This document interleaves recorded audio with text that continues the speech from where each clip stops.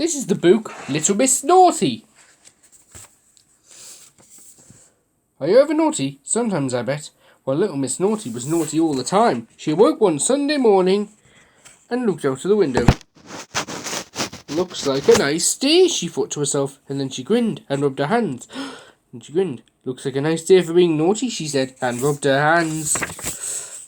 That Sunday, Mr. Uppity was out for his morning stroll. Little Miss Naughty knocked his hat off his head and jumped on it. My hat! Cried Mr. Uppity. That afternoon, Mr. Clever was sitting in his garden reading a book. And you know what Little Miss Naughty did? She broke his glasses! My glasses! Cried Mr. Clever. That evening, Mr. Bump was just standing there, minding his own business. And guess what Little Miss Naughty did? She ran off with his bandages! Oh! Little kids, avert your eyes! And she bandaged up with Mr. Small with them. He cried. It's difficult to say anything when you're bandaged up like that. Mr. Uppity, Mr. Clever, Mr. Bump and Mr. Small were very, very, very cross. Very, very, very, very cross indeed.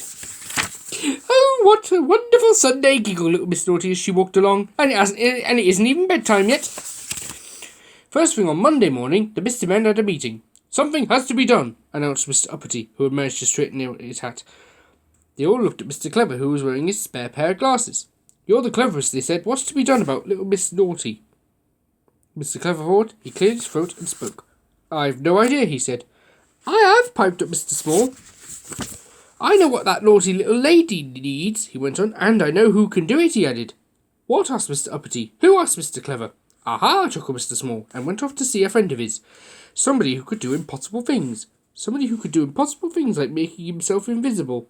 I wonder who that could be. Bet you know, don't you? That Monday, Mr. Nosy was asleep under a tree. Little Miss Naughty crept towards him with a pot of paint in one hand, a paintbrush in the other, and a rather large grin on her face. She was going to paint the end of his nose red!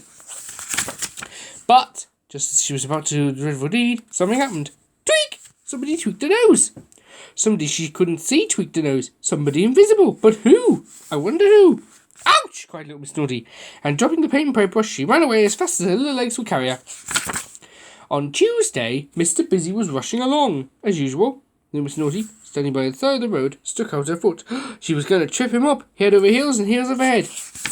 But, just before she did, something happened. Tweak! The invisible nose tweaker had struck again, and it hurt! Ouch! Cried Little Miss Naughty. And she ran away even faster than her little legs could carry her. On Wednesday, Mr. Happy was at home watching television. Outside, Little Miss Naughty picked up a stone. She was going to break his window, the naughty girl. But, as she brought her arm back to throw, guess what? That's right. Tweak! Ouch! Cried Little Miss Naughty as she ran off holding her nose again. And so it went on. All day Thursday, tweak! All day Friday, tweak, tweak! All day Saturday, tweak, tweak, tweak! By which time, Little Miss Naughty's nose was bright red. But by Sunday she was cured. No naughtiness at all, thanks to the invisible nose tweaker. On Sunday evening, Mr. Small went round to see him. Hello, Mr. Impossible, he smiled. Thank you for helping to cure Little Miss Naughty. My pleasure, laughed Mr. Impossible, but it did take all week. Mr. Small grinned. Don't you mean, he said, all tweak? Wasn't that funny? But wasn't it naughty, Little Miss Naughty? Careful if you're naughty or you'll get tweaked by Mr. Impossible too.